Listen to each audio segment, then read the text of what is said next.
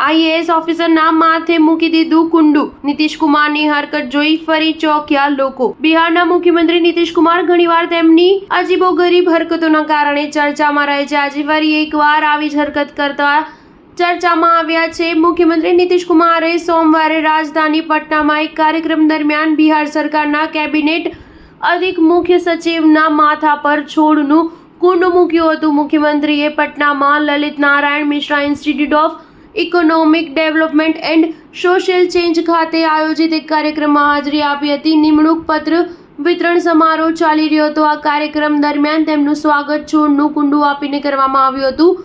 શિક્ષણ વિભાગના અધિક મુખ્ય સચિવ ડોક્ટર એસ સિદ્ધાર્થે મુખ્યમંત્રી નીતિશનું સ્વાગત કર્યું હતું.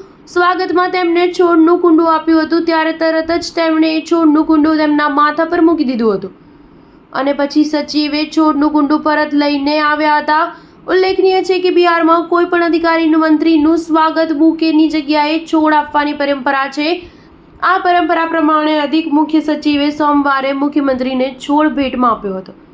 પરંતુ આ કાર્યક્રમનો વિડીયો સોશિયલ મીડિયા પર વાયરલ થયો હતો, જેમાં સીએમ નીતિશ કુમારે કાર્યક્રમ દરમિયાન 2.87 કરોડના ખર્ચે એનેક્સી ભવન, 4.90 કરોડના ખર્ચે વોર્ડન બ્લોક અને 5.33 કરોડના ખર્ચે બનનારી સ્ટાર્ટઅપ બ્લોકનો શિલાન્યાસ કરવામાં આવ્યો હતો. સ્ટાર ન્યૂઝ 7 હંમેશા સચ્ચાઈની સાથે.